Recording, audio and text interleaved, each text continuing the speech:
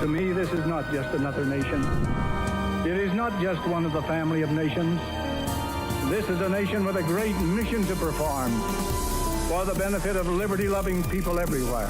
That we shall be as a city upon a hill. These are the times that try men's souls. The summer soldier and the sunshine patriot will, in this crisis, shrink from the service of his country. You've come to fight as free men.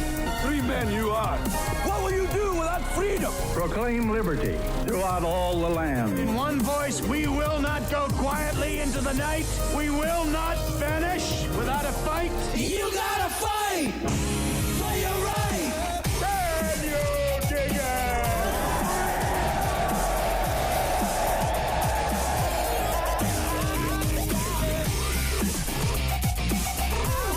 Good morning, ladies and gentlemen. Welcome back to another edition of Real News on your morning time. Let me see here. It is 9:01. That's 10:01 Eastern on this November 24th. How is everyone doing this morning? I am so excited to hear and see and interact with each and every one of you, and you in particular on the other side of this camera. I appreciate you being here. If this is your first time to Real News, quick breakdown of what we do here. We make real friends of Real News. That's what we do. We have a whole community in this situation where we've been slowly constructing and building this over the last 3 years. When I say we, I mean myself, Shime, Zig, Richard from back in the day, Roz, John Adams, Nathan, Keeble, Mickey Shelton. I mean, there's too many people to mention here that have had a major part of this project to build this idea that we were one of the first to come to way back in the day of like, hey, let's have calm, cordial exchange here. Let's just genuinely hear someone out. Let's grow with one another. Let's debate, and let's actually purposely sometimes even disagree. Let's play devil's advocate.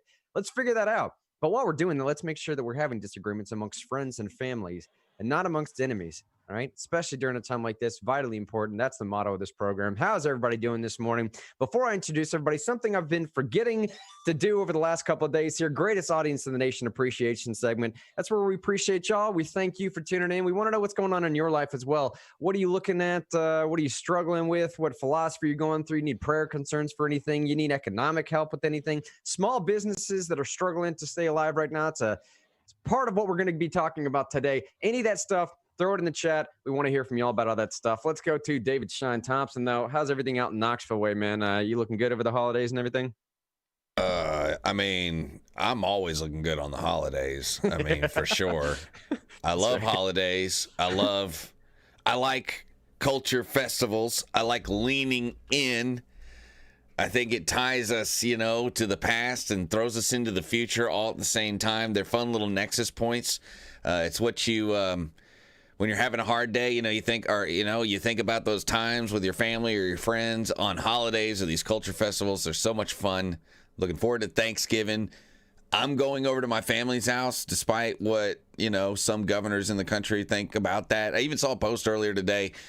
Are you going to your family's house? I'm like, yes, of course. Why wouldn't I go to my family's house? I feel fine. I feel great. Hey, and Grant, last night, I found out the best, that masks work, okay? Yeah. Well, here, I'm going to put my mask on while I tell this story. All right. Dramatic effect. All right, so I want everyone to know that masks work. Oh, dang it won't stay out here. This is actually pretty good because you can still hear me. So last night, I went down to the Knox County Health Board to participate in what is now becoming like a culture festival in Knoxville, like once or twice a week. Yeah. A protest against the Board of Health and the restrictions they're putting on businesses or individuals. And it was it was a great little event. They're still kind of figuring out who they are and what they're about, but everyone knows that they want to be left alone. But it really was a diverse crowd. But last night I was there. And I was freezing. It was so cold. It was a lot colder than I planned on it being. And I was wearing a sweatshirt and I had my big Carhartt vest on. But I was still cold. And then I put my mask on my face. and dude, I'm here to tell you, masks work at keeping your face warm. They really do. And my face stayed warm the whole time. But it was a really good event. A lot of people there. And actually, they ended up not passing most of the worst stuff. They were going to limit how many people were going to be in your house and stuff like that, which has happened, I think, in Nashville and Memphis. Yeah. But we did get some more restrictions on businesses, which I'm not about. But I really feel like the people being out there last night, to quote Jason Zachary, changed the trajectory. And I also don't want to get in the habit of getting hype over scraps off the table. You know, like Yeah. You know what I'm saying? I hear you. You know, I don't want to be like that, but I do want to say people taking action, getting off their rear ends, not complaining on Facebook, but actually going out into the real world and letting their voice be heard, actually change the trajectory of what was going to happen. And good on you, anybody who was watching the show who participated in that. And I'm also here to tell you that works on other issues also. It doesn't have to be like the end of the world. The government's telling you how many people are going to be in your house. You can do stuff like that, similar things anytime. And it actually does kind of work. So props to everybody. And that was a really long answer to your question, Grant. Yeah, holidays are doing great. I'm doing great. Real news is great and ready for another day.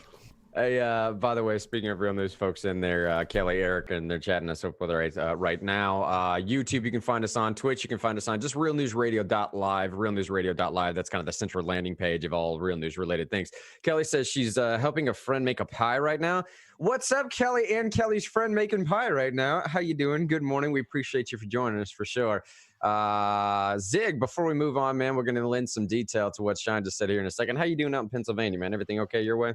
I'm doing all right, man. My writing projects are going all right. Hopefully in the next week or so, I'll be able to turn in material to be part of a writing cohort, which should help spread the real news message even further. By joining that cohort, I hope to meet more people who are concerned about creating real news, people interested in podcasting, things of that nature. So 1,000% looking forward to that. Hey, Zig came on board is trying to help us push this whole idea into the future here, man. Push it out to sort of grow and expand and bring more people in and just, bring fruition to the ideas that I think we've all had in this community for several years. Speaking of this community, Eric just said on Facebook, I have a feeling that number of these mandates for Thanksgiving won't go away after Thanksgiving. That's a perfect segue into the Real News Fake News segment for this morning. Now, if you're watching on Facebook and this is the first time that you're joining, here's how the game is played. We read a headline, and at the bottom of the show of the Facebook panel there, you tell me whether that headline is real or fake. Click real news or fake news here. Here's the headline. Walmart thanks government for completely obliterating their small business competition. Is that a real headline or a fake headline? Here's again. Walmart thanks government for completely obliterating their small business competition. And Sean, as I'm introing this next topic here, man, we're going to start local this morning and then bring that back out national. Now, previously in this program, in the last couple of weeks here, we've built it up a little bit more of a philosophical idea. We've just pitched out the motif, whatever that underlying theme is, and we let that sort of develop the show. But importantly, when important local matters come up that also have to do with national trends or help prove the philosophical concept of the day, as is today, it's important to start with those. Sean, that first link there, it's Knox County Board of Health approves tighter restrictions on restaurants and bars, is a slight misnomer of a headline, but it's a WATE, and I felt like the video that's embedded in this link here does an okay job, at least pitching from all different sides of perspectives, what happened last night. And as Sean is bringing this up again, understand that the title of the program today, Trading Liberty for Safety, Be Careful. Trading Liberty for Safety, Be Careful. And that be careful part means more than you might think initially. When we're in these ideas of trading liberty for safety, there's a tendency for groups to form and for people to take advantage from time to time. I just want to throw out there sort of a precaution is during times like this, be ever wary of remaining objective. Be ever wary of who is having influence over your life and who's having influence over your group and who is having influence over which things you mean to put out there in the zeitgeist, if you will. Sean, go ahead and play this video, and then I'll make sense of that last comment that I just made because it pertains more to what's happening in Georgia than in Tennessee. But here we go. Here's what happened with the health board last night in Knoxville.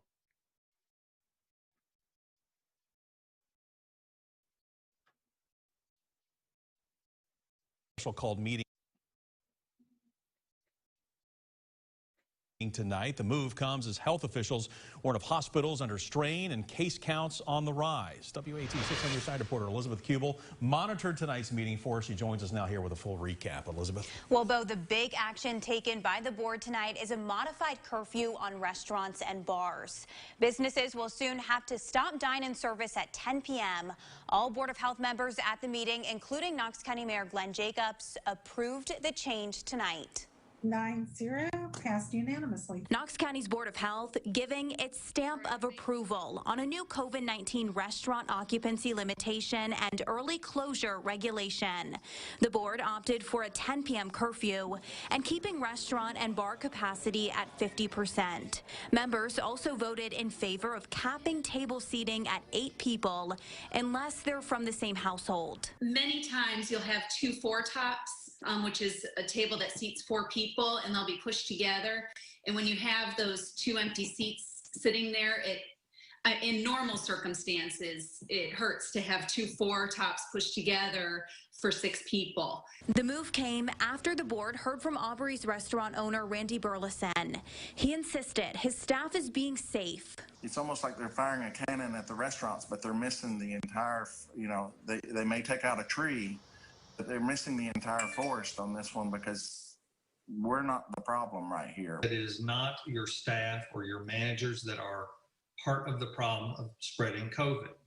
It is instead patrons who come in, who use your location as a place to meet and therefore sit across from each other for 15 minutes or more without masks on many times because they're eating. Also on the agenda, a social gathering limitation regulation proposing that people don't gather in social groups of more than 8 people. Dr. Martha Buchanan withdrew the order until a future meeting, citing confusion among board members. What I'm hearing is it doesn't seem clear for people to be able to follow. The board, though, did pass a risk reduction resolution that strongly encourages following the 5 core actions and how specifically to do that. Between Wednesday and next Saturday is our most critical time that will affect us probably for the next 2 to 4 weeks. So if we can get people to listen and to act with these sorts of items, it can make a huge difference in our community.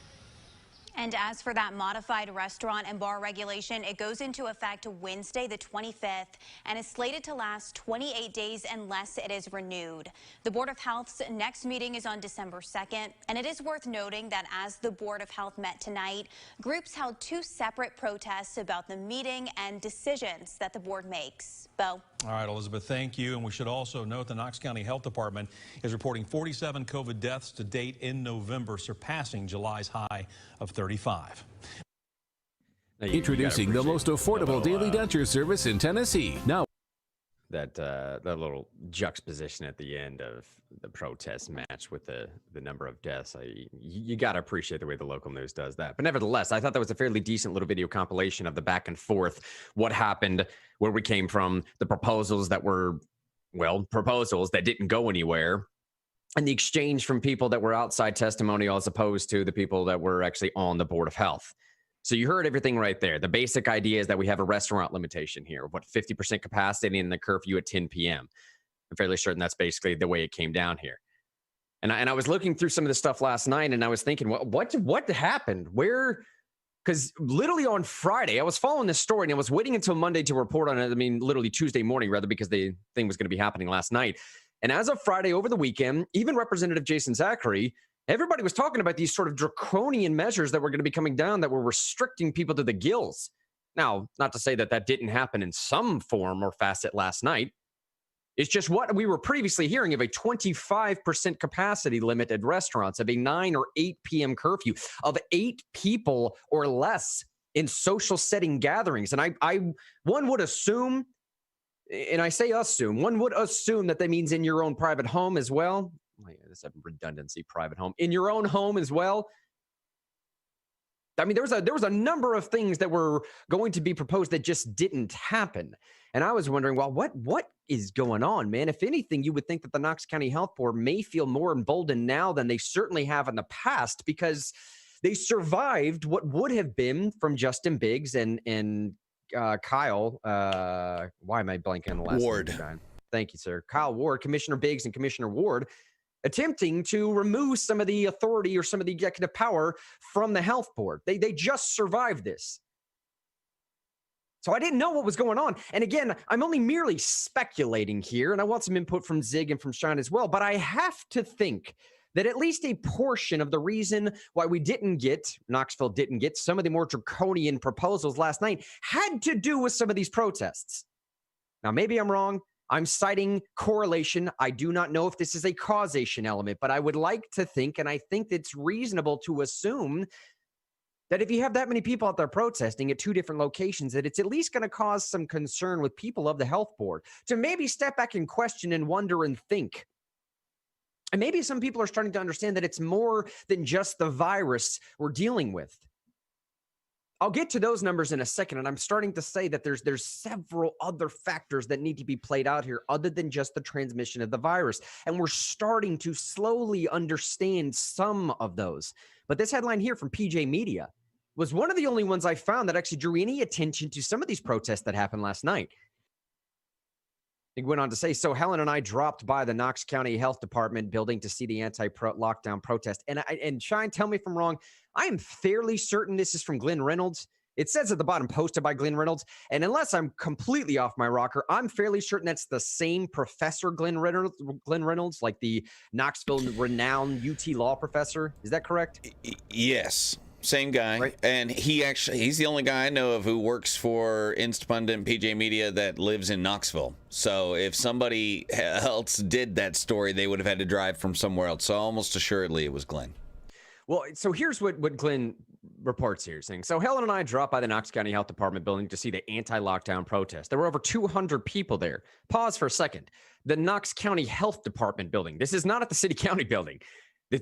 I guess there might have been a protest going on there as well, but the one that he went to was at the Knox County Health Department building. They are directing, the protesters now like laser focused, directing their attention, not at the elected representatives anymore, but specifically solely at the folks that are making these decisions. They tried going to the city county building on several occasions. Shine just told us what seems to be a recurring episode in Knoxville now is people showing up to the city county building and not really having much results. So now they're showing up at the health department. He said, he, meaning Glenn Reynolds, said that there was over 200 people there, a mix of small business people, waitresses and bartenders, etc. The class conflict angle was real. If I could highlight a portion right there, that is what I would highlight because that is the centralized focus as far as I'm concerned for some stuff that I'm going to play out later in the program here in just a minute. The class conflict angle was real. As the Board of Health met via Zoom, one of the speakers remarked, quote, "It's the upper elite that met by Zoom. The rest of us have to go to work." The vibe very much reminded me of the Tea Party rallies, as did a remark I overheard from one of the organizers. Quote, "I thought we'd be lucky to get 5 or 10 people here, but we got all these people." I also heard a lot of people saying how much fun it was to get out and protest. And I'll tell you this right now. The company that the three of us work for right now, which is in some parts, and I would say I think you can make a strong argument that this is true, the largest grassroots operating organization in the nation right now, started in a lot of those same Tea Party style vein rallies. So if someone's going to say to remind me a lot of the early Tea Party rallies, understand how much weight that statement could carry with it. You can do something with this. I would advocate you do something proper with this. He goes on, go by the wayside first. When that happens, consolidation follows. If I have a little small business with 2 to 3 employees and I can't survive, I go to a business. Well, I have to shut down. If Walmart's going to be there, they will consolidate. If not my physical property, then at least the people that were going to patron my business instead. They're probably going to go to Walmart now. If it's not an actual outright consolidation, it is of consolidation by fiat in some extent. Glenn Reynolds goes on to say, the protest opened with a prayer, which was preceded by a statement that those who were not into it will still be respected. Awesome. Good on you. Let's start this thing with a prayer. For those that are not religious out here, we appreciate you sending your good vibes or whatever. Let's have a conversation about Christ afterward. That's what I would have said, right? He goes on to say there were also calls for courtesy. And a critic, this part right here, I'm telling you, hear me now. If for nothing else, this part right here is vital. absolutely vital to distinguish what is happening here in Knoxville from all the other trash that we just got done dealing with on the streets for the last 5 or 6 months. Here, quote, there were also calls for courtesy, and a critic who showed up was even allowed to speak, though he opened by telling the crowd that their failure to wear masks was the reasons for the new restrictions. This was obviously received poorly. I would say, nevertheless, the fact that you have a counter protester show up to your protest and you give him a time to speak, unthinkable, unheard of, virtually unprecedented in the times that we are sitting in right now of what is happening. Sincerely, thank you. Good on you. That right there may have been the best, most purely calculated move that was made yesterday. Continuing, I think the coronavirus outreach is producing blowback. And I think that the deplorables aren't going to sit down and shut up just like people had hoped. Now, he goes on to make say what happened last night. Basically, Knox County Board of Health blunted these measures that they initially were going to propose. We ended up with a 50% restriction, table size restrictions, and a 10 p.m. curfew. Here's what I want to end with, and I want to kick this over to Zig here after this. He goes on to say, also, from a lefty source, this is, I believe, going to be the angle that you're seeing people pick up when we're talking about these upcoming shutdowns. And this story, starting in Knox County, is going to roll into a national story of proposals to do this at the federal level. Okay? Here's what Glenn Reynolds says. Understand this from a lefty source. Quote, there's a huge COVID class divide. The economy has not just bounded back for upper income Americans, it's given them higher housing values and lower interest rates. Hey man, I'm sitting pretty up here if I'm in the upper income American. I got a cushy job, stuff's going okay for me. My stock market investments are doing quite fine right now. I hit up Amazon and well before this thing. You didn't invest in Zoom? Pity you. Meanwhile, he says 12 million service industry workers are still out of work. 12 million service workers. Small businesses are struggling. Small businesses, to the last of my account, calculate for about 58% of the workforce or something like that in America. The affluent, he says, see COVID as a health problem, while the working class see it as economic survival. One more time. The affluent see COVID as a health problem, while the working class see it as economic survival. And liberals are doing the same thing that they did with Trump, clothing their privilege as science and facts and morality. Do you understand what he's saying there? You're speaking down to these people like, we know what's best for you. Trust us. Trust the priest class. We know how to run your lives. Now, let's take for a second, arguendo. Let's say that you are correct, upper, elitist liberal. Let's say the science is on your side. Do you expect me to listen to you anymore because of the way that you're presenting it in that sense? I've just been sitting back here belittled for 4 solid years. You never let me even have a president, and now you're going to cram this thing down my throat as well. What do you hope to accomplish right now? You, liberals, you are using this as yet another political tool to change the face of what your party looks like, and I don't think you quite understand the ramifications yet. Finishing here. The politicians are even worse, Glenn Reynolds says. Sorry, this lefty source says. Sorry. Instead of coming up with a clean COVID bill, Democrats are now trying to pressure Biden into student loan forgiveness. Can you believe it? What kind of society thinks it's okay to ask 12 million people who just lost their job to COVID to foot the bill for student loans of the top 40% of earners that are currently still doing okay? Sure, maybe it will accidentally help some in a food line who dropped out of college, but college-educated Americans are back to work. They are. The COVID recession is over for them. Why are the Democrats designing legislation to help the people who need it the least, in the belief that some of these benefits may trickle down to those who need it the most? Extremely interesting opinion. Very, very interesting to see what this is actually coming through the lens of a leftist source as well. How this topic in particular is completely missing the mark of the supposed alleged base of the Democrat Party. And I want to kick this to Zig here a second. Backing up to what we talked about before, man, Knox County Health Board here came in with this idea of these massive amount of proposals on Friday and on into the weekend, but something happened last night.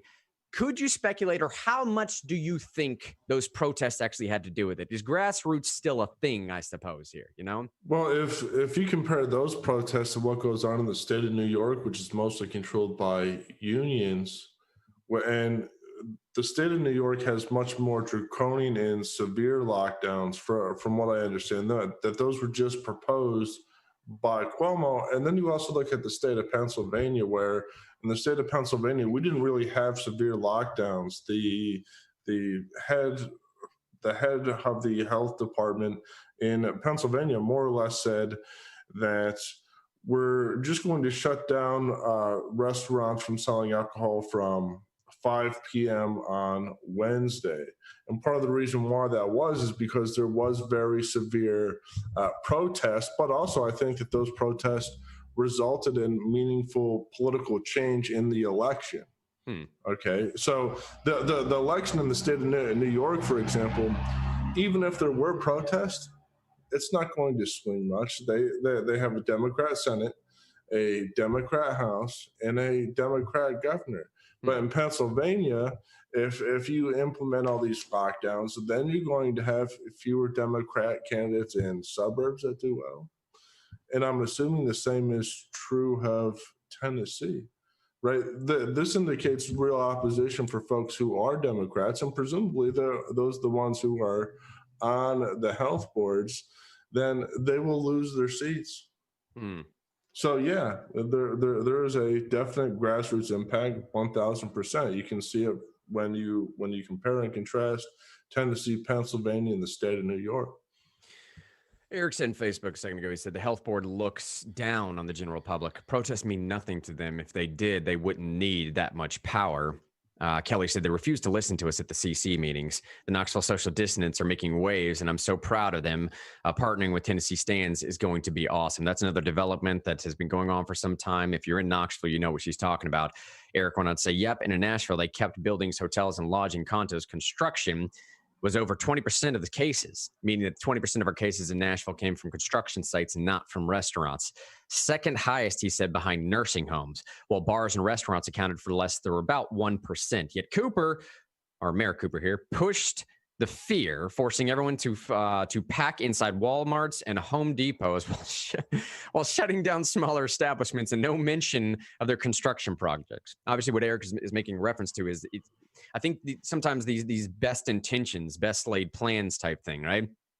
That it seems like the most of these transmissions would be happening at bars and restaurants because you're not wearing masks, when in actuality, very few people up at government may be taking into account the statistics behind how much transmission rate is happening at restaurants as opposed to construction sites or nursing homes, or where should we actually be doing in actually people's homes. Actually, that's according to the data. And I think Governor Cuomo even admitted this the other day. Most of the transmission is happening in people's houses. You know, I mean, and think about this logically. You get it if you do get it out in the world, which is very unlikely. You're very likely because you spend a lot of time in your house with the people in your house to give it to the people in your house. So most of the transmission is happening in people's homes. And I think, Grant, didn't we run over a story back in June or July about how little cases, like less than 20, actually came from bars in the city of Nashville during the first spike? It was less than 20 trackable cases came from bars in a city as large as Nashville. Yeah. So, I mean, like, the data doesn't indicate that that's where people are getting the virus. I mean, also, it's at this point, it's some overly sterilized place where they're cleaning everything, every surface, all the time. All the employees or the people who are there actually for a length of time wearing masks, being hypersensitive to the fact that they could spread COVID. In fact, I would think like that's one of the least likely places to get it. You're more likely to get it when you go and visit someone's house as opposed to a restaurant. We should also think about lockdowns in terms of the upcoming months and the climate of the upcoming months, right? In the upcoming months from those November, December, and January, many states like Pennsylvania, for example, it gets cold. Okay, not only does it get cold, there is not much sun.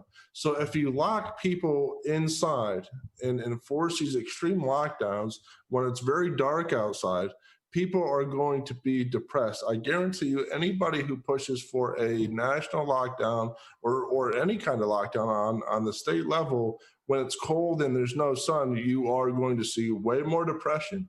You are going to see more suicide than ever before. You are going to see more domestic abuse, which brings me to the second point. COVID-19 has revealed a fundamental truth that there is no such thing as safety for ordinary people. Safety is a luxury of the elite. Okay, because when your kids are at home, I was just reading a story on City Journal the other day. One lady who is a public school teacher doing online teaching, she is hearing kids cry in the background from abuse. Oh, wow. Okay. She can't do anything about it. Okay. There's domestic abuse going on in the home. There are businesses being shut down. When you think about it, the only person who's really being kept, quote unquote, safe are those paranoid Cadillac liberals, okay, who group worry about things that don't really affect them. Those are the only people being kept safe. Hey, Sean, as we're entering this next Hold on, portion real here, quick. I just have to do Yeah. a plug. I'm not a doctor, but if you get stuck in the house, you're not getting a lot of sun, take your D3, your vitamin D3. Got to take it. That's your sunshine in a bottle. It's so good. Anyway, sorry. Not to be confused with our sunshine in a bottle. Can't bottle what you got, bro. If I could bottle the shine and sell it, I would if people would You'd buy be a it. millionaire, bro, but you can't. It's unbottleable. You can't bottle that stuff. It's unbottleable, you know? Hey, Sean, wait, go to the national story section here as we pull up this next topic. It's under that headline here. I'm going to skip the first part for a second. But that second part where it's red highlighted said, could Biden consider a national shutdown similar to that of Taiwan or South Korea? That video on YouTube that's linked there, it should be timestamped exactly to like 128 or something like that. That's what we're going to start with. But I started with this Knoxville idea today. Again, let me hit the motif, the theme of today. Trading liberty for safety, be careful. Trading liberty for safety, be careful. Now, I don't want anyone to get the impression here in this program that we're advocating for something that would be an unsafe idea or advocating for an idea that I think, look, I think there's even a libertarian approach that one could, and I would say probably should take to this idea of, look, unless and until your liberty encroaches upon my liberty, we don't have a problem. When we're dealing with a transmittable, virus, that's a conversation that we need to have. There's a proper way to do this and to have that conversation and to remain safe and respectable for your fellow human being. You know where I come from on this. I've never hidden that. What I've always advocated for, though, is the proper way to do this and the proper role of government to do this on behalf of its constituents. I think science has a part to play here. I just don't know if the science's part to play in this has anything to do with public policy or the implementation of that scientific data. There are industries and hordes of people that have devoted the entirety of their lives to service of their constituents to convince them of the best way to do something or not the best way to do something. And all this conversation in Knoxville, I believe, has been exacerbated by the problems that have come from the idea, like, we just didn't have a say. We didn't have a say in any of this stuff. Once government got involved and politicized the issue, it became a massive cesspool for everybody. And this whole conversation now has turned into a national spotlight issue of, are we going to consider this at the federal level? I want to spend the latter half of the program dispelling a little bit of some of that fear, of this idea that Biden's going to come in here and do a national shutdown. Now, I know a lot of people are saying, well, Mr. Henry, he certainly would have the gusto to do it. You don't think these progressives are going to try it? I agreed. They probably will. And this is what it's going to look like in this clip that we're about to play. All I'm saying, though, I spent a lot of time researching last night from the American Bar Association. There's over 200 years worth of precedent here, at least 120 years worth of precedent that says it's not nearly that easy to do it from that executive branch. Doesn't mean they won't try. Play that video, Shine. Here's what it could look like.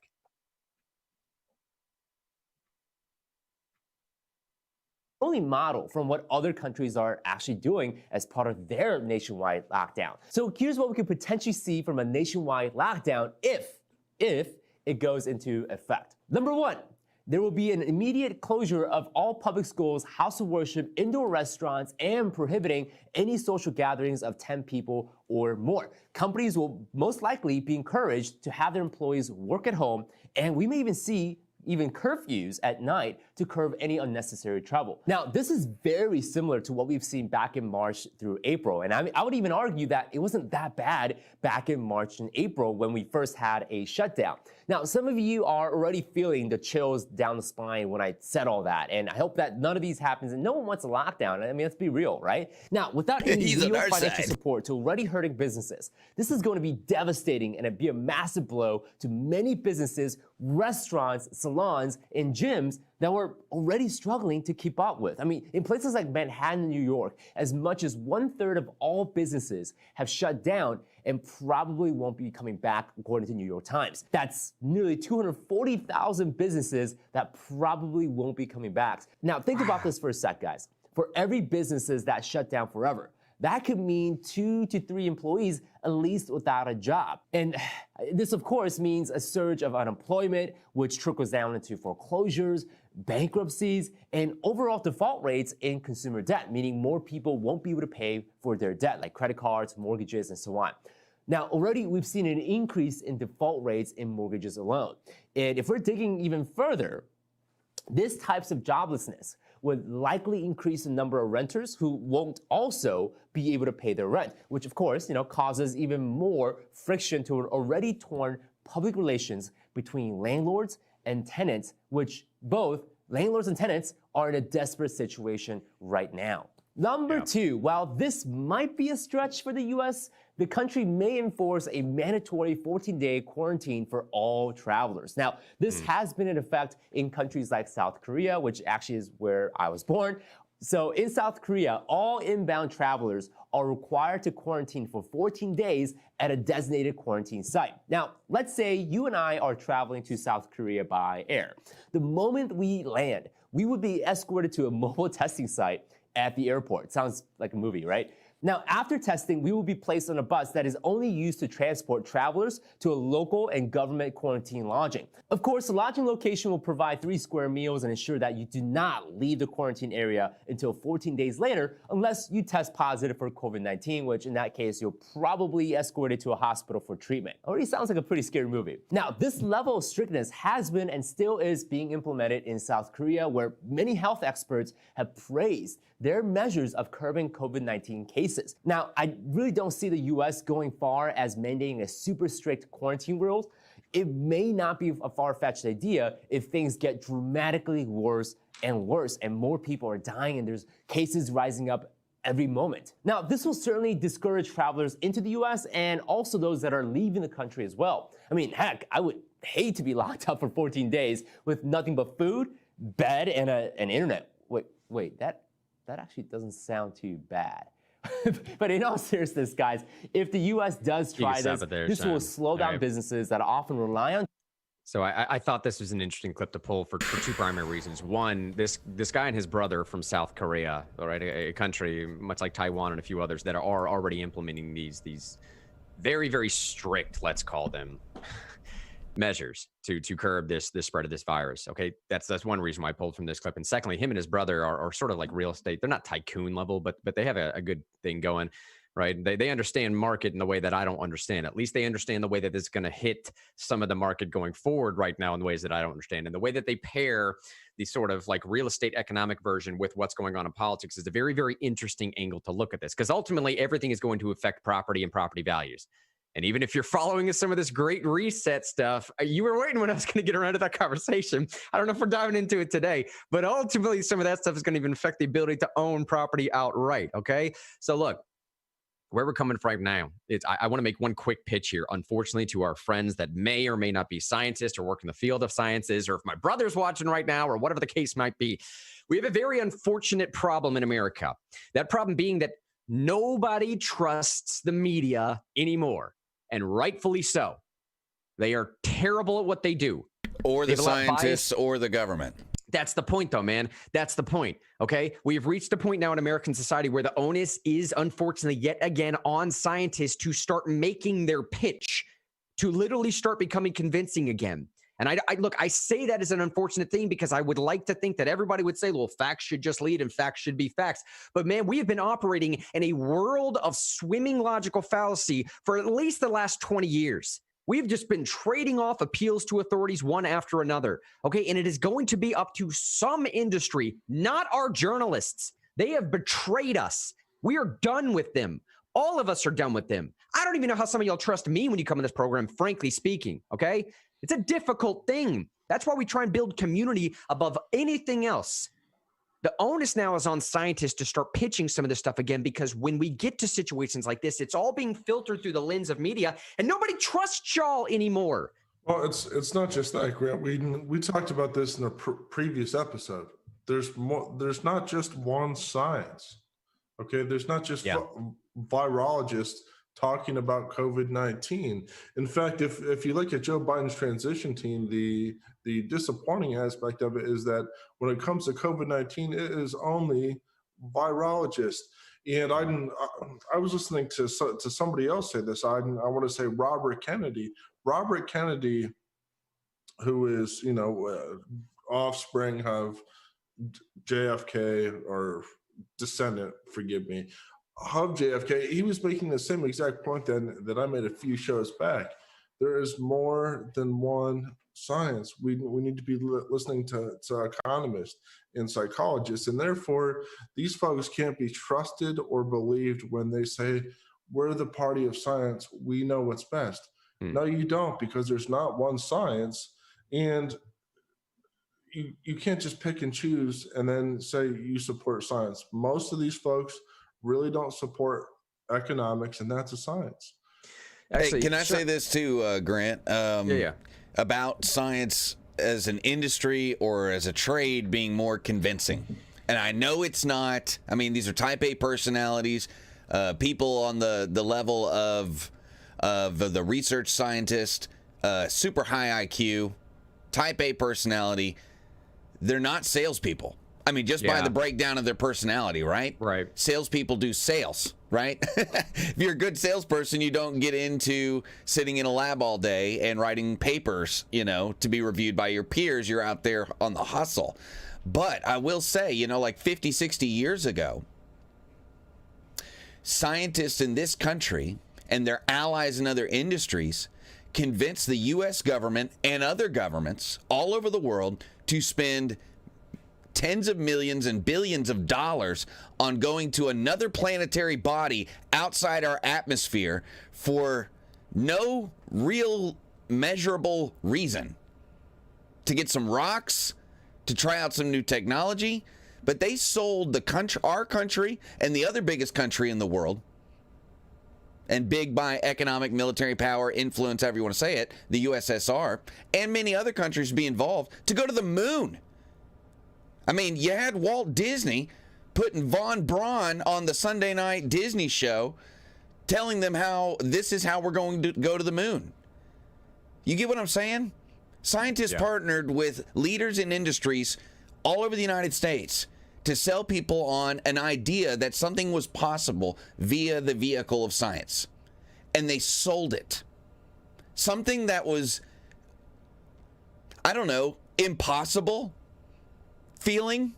I mean, go back 30, 40 years before the 50s when they were pitching it on the Sunday night Disney show and tell people they were going to go to the moon in the 60s. No one would have believed you in 1900 that people were going to the moon. It would have been the subject of mythology, okay? But scientists humbled themselves and said, hey, look, if we can shoot these rockets in World War II, if the Germans could shoot these rockets in a ballistic fashion, maybe we can. And they sold everybody on it. If we can get one thing up into space, then we can get one human up, or get a monkey up into space. Then we can get one human, then two humans with the Gemini project. Then we get them to go around. Then we get them to go a little further out. They sold it. And the scientists of the current generation should humble themselves and look at their formers. Because, I mean, now it's like, yeah, we can go to the moon. But imagine being in the 50s, 15 years before they did that, or 10 years, a little over 10 years, and telling people we're going to go to the moon. That would have seemed crazy. Even if you had all the math, all the science, all laid out for someone, they would have said, well, even if you can do it, that's way too much money to spend, and all those things. They sold it to the American public. Then you have the current generation that whenever they make a pronouncement, even in the science of statistics, right? They make a pronouncement about their science and statistics and say this is a fact. They get, even though that it's a statistical fact, which is not the same as an actual fact, they get super offended. They don't allow, I mean, to me, it's just unscience. They don't allow scrutiny. They only allow scrutiny amongst their own little bubbles. And if the scientists of the 50s had the same attitude, we would have never gone to the moon. I hear you. And honestly, you know, I made a little joke about, for no measurable reason, the things that we've gotten from the space program are like unknown unknowns, things we would have never known we needed. Things like lithium ion power tools would not have existed. We'd still be using corded tools. And like, let me tell you, from someone in the construction industry, that revolutionized things. Having lightweight, cheap power tools that they designed to be in spaceships. You know, this is just one thing. It affected vehicles, planes, construction techniques, chemistry, how to like make certain things that could withstand certain I don't know. Impacts? Yeah, well, not impacts, but difficult circumstances. Material that could handle really difficult circumstances. So what I'm saying is, we had the scientists who could do this in the past, who could sell us on things that seemed fantastical or impossible. And I'm not even necessarily saying if they started right now with a humble attitude that people would start believing them. It's just that it needs to be a change in culture within the scientific community. That we're not just people doing research, we're people who have to talk to other people and convince them of things, just like people in any other industry. I if agree that with means that, you man. got to partner with people who don't have the same personality type as you, who aren't type A's, who aren't, you know, 135 IQ, maybe find those people, convince them, and 10x your ability to do things. But this arrogant attitude is going to make us lose faith, not just in science, but a lot of areas of speciality. Well, and dude, the arrogant attitude makes some people react just because of the attitude, in spite of the scientific evidence. You hit mute, bud. Grant, I accidentally muted you. I'm so sorry. And No worries, there but we no go. worries. But, look, what I was saying is that I think this arrogant attitude that you were talking about is causing a lot of people to react to the attitude itself. Not even necessarily in spite of, in against the evidence, against the scientific evidence. Now, don't get me wrong. There's a lot of people out there that are not wanting to wear masks, that have done their research and have looked into some of this stuff. I get that. But I think a sizable portion of these people are just out there because they see it as a liberty/economic issue. To Zig's point, they're not even considering it as a scientific issue necessarily. They feel like they have been marked and marred by this mark. You know what I'm saying? They feel like they're wearing a scarlet letter of sorts if they don't wear a mask. And the fact that they don't want to wear this scarlet letter means that, hey, you know, now I'm going to fight the system here. I'm not even going to fight science. But I think you're exactly right, Sean. The onus, unfortunately, and I say unfortunately because I'm sure scientists, as my brother would probably indicate, are listening to this rant now thinking like, are you kidding? Are we really at the point where we have to convince Americans of objective fact? Yes, man. Yes, but on both sides. That is where we are. And I think the recognition of that is not a hard one for people to make. It's not. It's the same thing as economists trying to convince scientists of objective fact, Grant. That's what it's the same saying, thing. Right? It's the same thing. And it's just like you have to do what every other industry does. Every other industry doesn't just go out and say, here's the value. Take a bet on it, take a chance on it. I have this value. If you act on it, it will become more valuable. Every industry has to sell that. Here's my idea of value, and you have to act on it. Yeah, every exactly. industry. I mean, economists are the ones fighting these, scientists right now. And as Zig said, those people are scientists too. And exactly, you make your point too. It's like, dude, stop acting like a religion and start acting like an industry. Well, and stop offloading the onus to prove your point to media sources, especially during an election, because what would you expect to happen with that scientific data? So they are partnering with people who don't think like them, but these people aren't good at it. So partner with different people. They're at least not good at presenting it in an objective manner where they're not trying to get something out of it, where there's no ulterior motive, or they're not trying to prove something, where they're not trying to build political capital. Because frankly speaking, CNN could care less what the scientific data says in actuality. CNN's only end goal here is to use the scientific data to hurt Trump's campaign. That was their only end goal. And I would make the exact same argument for Fox News against Biden, okay? That was the thing that has been played out. Now, look, I know we're running up against the end of the show here, man, so let me roll through this legal part real quick because there's something I desperately want to get to in this program. Just take my word for it. The American Bar Association article is linked in the show notes. As far as implementing this whole sort of shutdown thing, Taiwan or South Korea style at a national level, I just don't see it happening. I'm not even advocating that it shouldn't happen. That's not the point. The point of what I'm saying is I just don't see it happening regardless of who the president is here. American Bar Association says under the Constitution's 10th Amendment and U.S. Supreme Court decisions for nearly 200 years, state governments have the primary authority to control the spread of dangerous diseases within their jurisdictions. The 10th Amendment, if there is such a thing left, fingers crossed, which gives states all powers not specifically given to the federal government, allows them the authority to take public health emergency actions such as setting quarantines and business restrictions. Now, importantly, an 1824 case entitled Gibbons v. Ogden is where most of the Supreme Court decision comes from, and that decision drew a clear line between state and federal governments when it came to regulating activities within and between states. In a unanimous ruling, then Justice John Marshall cited the 10th Amendment in saying that the policing powers are largely reserved to the states. Now, this whole thing concludes by saying, look, there may be some way you could backdoor a Commerce Clause issue in there to allow President Biden to issue a nationwide shutdown, but it's extremely difficult, saying the president could urge other governors across the U.S. to issue stay-at-home orders following the lead of, say, California and New York, which were the first states to do this. But as a Congressional Research Service report explained in 2014, amid the Ebola threat, governors have broad powers to invoke restrictions in their state, while the powers of the president is significantly more limited by law and Supreme Court precedent. So again, I'm just trying to dispel and dissuade some people from getting too riled up right now about a possible nationwide shutdown from Biden. I'm not saying they're not going to try it. I'm not saying that rhetoric won't be pitched around. I'm not saying that Biden won't try and influence other governors. All I'm saying is a nationwide shutdown from the top down is very unlikely to happen, because even if they do put it out there, guaranteed at least 20-something states are going to challenge the constitutionality of that. It's going to fail. Now, Shine, to end with here. The title of this program is Trading Liberty for Safety. Be careful. I want to make a very strange, hard, yet somewhat connected shift into the final topic today here, Shine.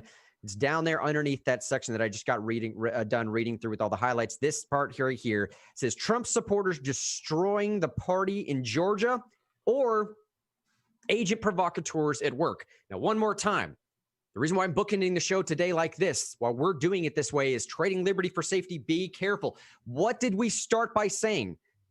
When these brand new movements develop, there's a lot of fervor, when there's a lot of anger, when there's a lot of angst in crowds, almost to the extent that you can feel it, like it's a palpable sensation you can wade through as you're at these protests.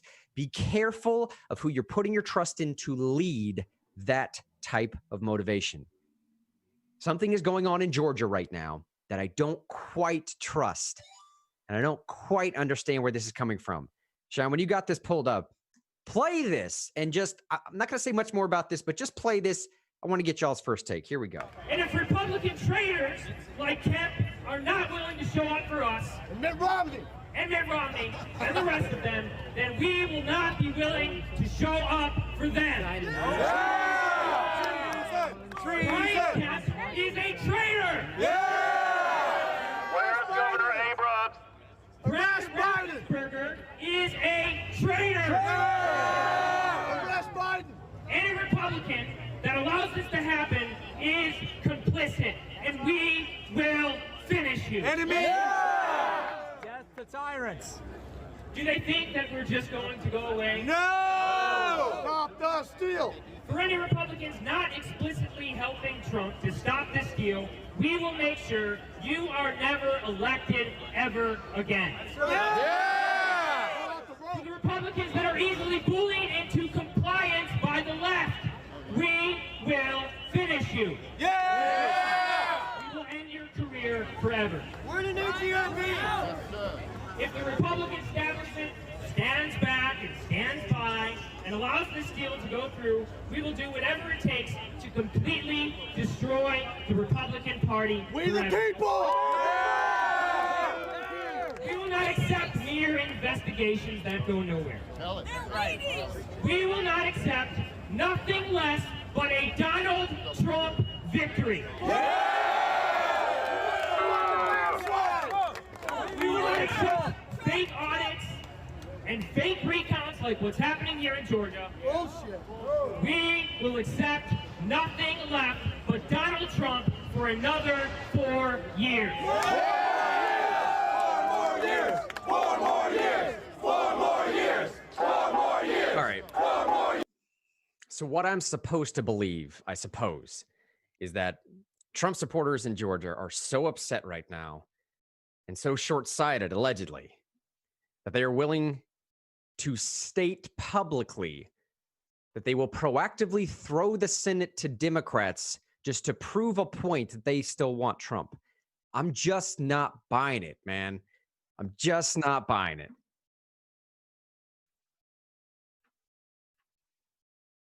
Yeah. Yeah. Yeah.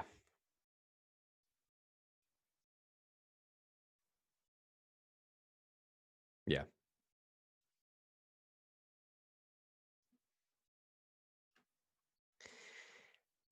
And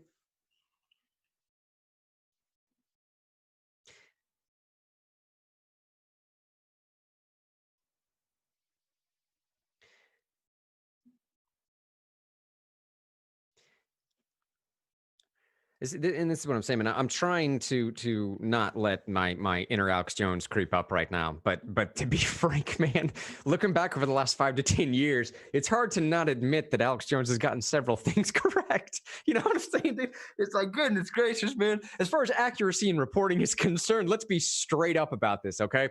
Let's be straight up honest here.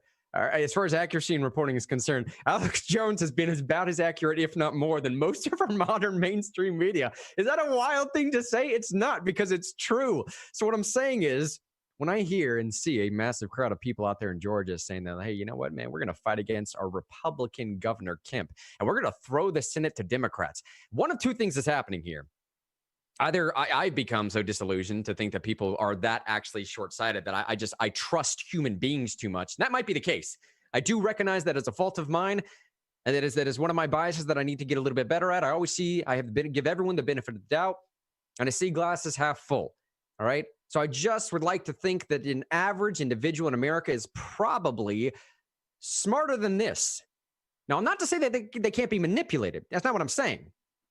I'm just saying I don't think this was an organic swell. I don't think this was an organic thing that just so happened to come about where someone said, you know what we're going to do? We want Trump so bad, we're going to forget about maintaining the Senate. We're not even going to show up to vote for David Perdue.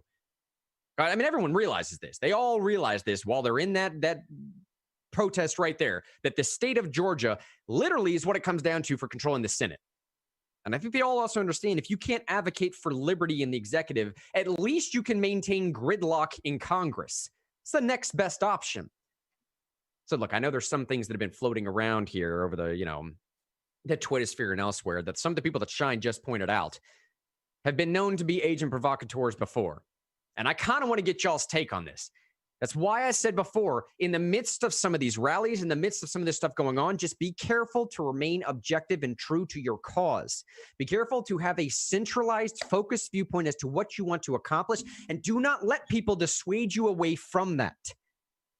I'm trying to speak a bit as a leader here because we've done some of this stuff before. I can see the tea leaves out there. We know the trajectory of what some of these causes do. They're easily used and commandeered by people with a lot of money.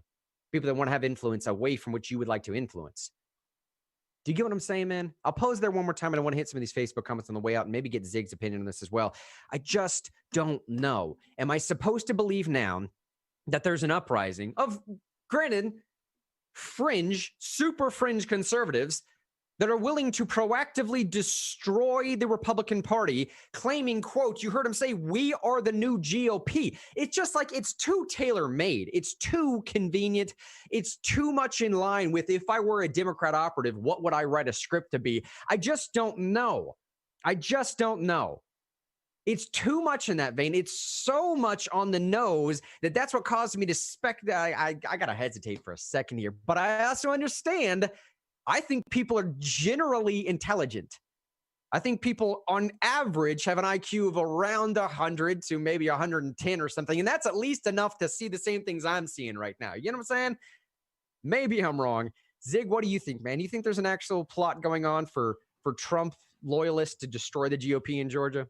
Well, I don't think the new GOP will just be quote unquote Trump supporters. I think what the new GOP will actually be is people who intend to place limitations on the executive no matter what.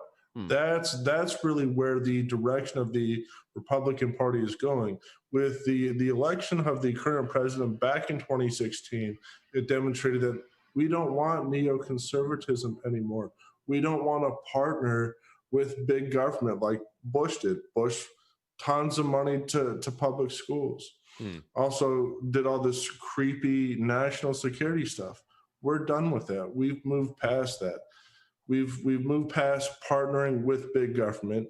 And now we're going to be getting into a time where Republicans in Congress in the future will see the value after 100 years of this experiment with big government, endless executive orders, that it's time for that to end, that we need to put power in the back in the hands of the people and back in our Congress. That's the real face.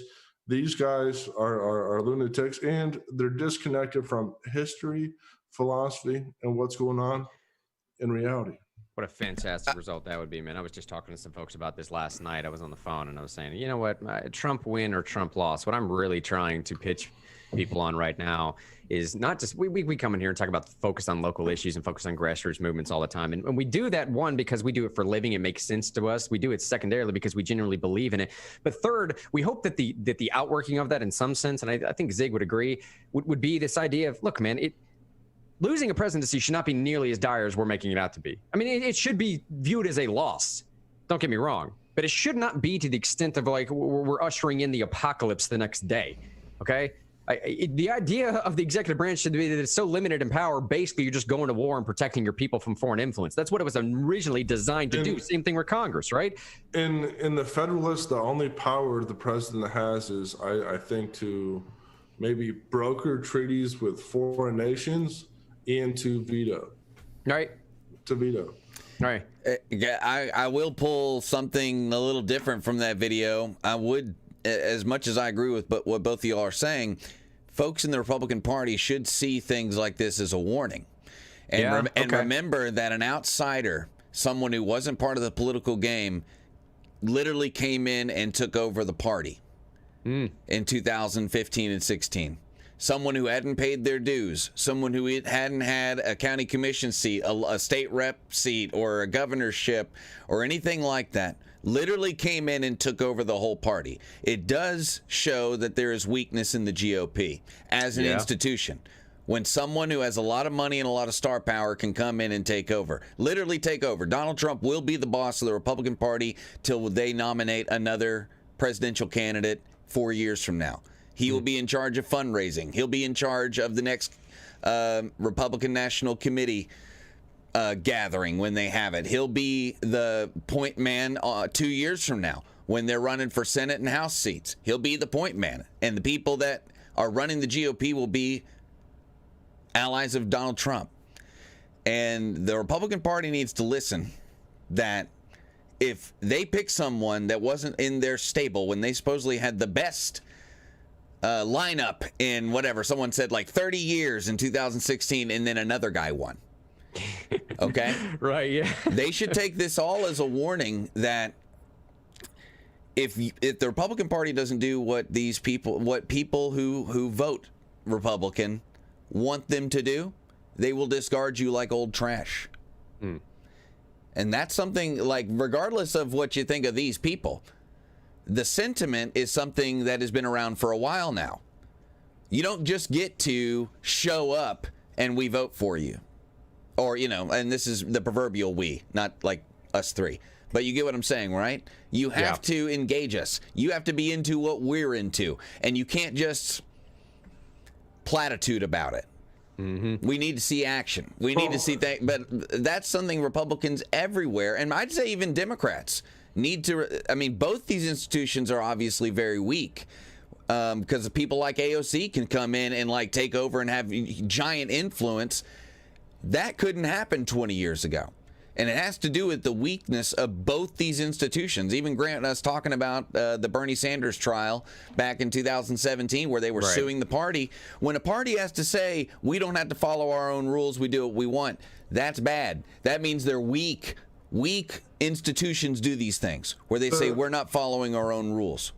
The real weakness lies, David, in the underlying philosophy, because Republicans haven't had a strong underlying philosophy aside from neoconservatism for probably 100 years, because everyone forgot to read the Federalist Papers, and this is true.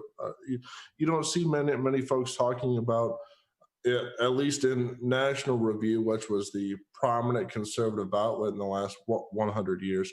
You don't see them talking about the Federalists. So it's time for a resurgence in Federalist thinking. And I think that the strength and coherence of that philosophy will help Republicans overcome the exact weaknesses that you mentioned before and get rid of the incoherent platitudes that a lot of people didn't like. You know, to quote Ron Paul talking about Republicans back in 2009, he said, when they talk about personal freedoms, they got to believe, you know? That's what he said. That's the exact quote. But when they talk about things that people are into, they got to believe it. And especially things like personal freedom. It can't platitude it. Anyway, we'll continue on. You can't believe it if you don't know anything about it. Well, true enough. True enough. Okay, all these folks would do well to read the Federalist. I think we'll see that Federalist resurgence going forward.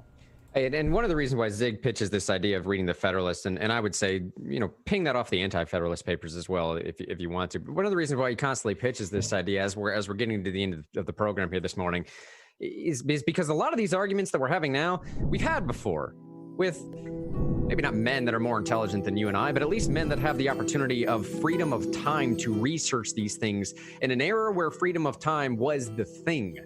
Okay? You come in, you got a lot of people that are working for you. You have a lot of land or property. Slavery is a thing. Really, all you have to do with your time is just research and become a true Renaissance man. I mean, actual, legitimate Renaissance man. And all that. Alexander Hamilton came from the West Indies, okay, with hardly any family, became a trusted aide to George Washington, then became a famous lawyer in the state of New York, then became the first national treasurer. Right. He obviously had something important to say in the Federalist. Yeah, that's people just didn't sit around and think. They were working hard. They were doing a lot of stuff.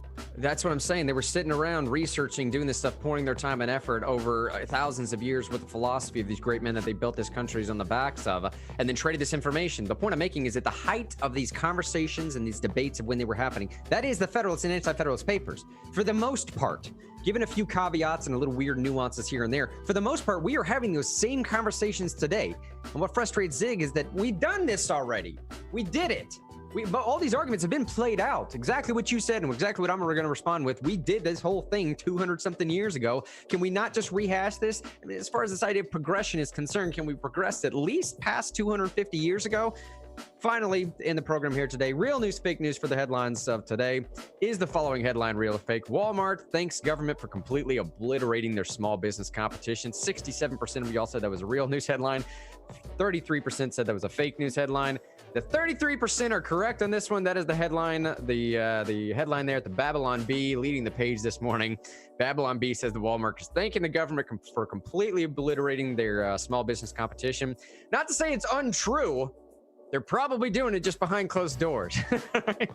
All right, y'all. My name is Mr. Henry. David Sean Thompson, Zig. We are out for this morning. We love each and every one of y'all sincerely. Peace.